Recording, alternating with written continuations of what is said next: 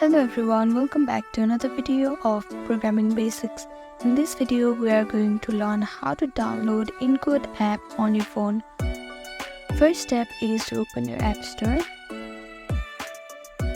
After that, you can see search icon on the bottom right corner. Click on it and click on the search bar and type in Encode.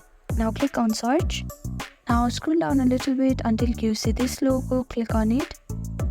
And here you can see this get option. Click on get.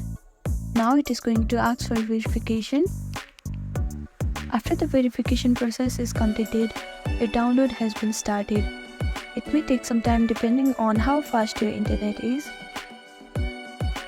After your download is completed, you can see open option here. Click on open, and following this simple step you have successfully downloaded Encode in your phone. Thank you for watching this video. I hope this video was helpful to you. Please do like, share and subscribe to our channel.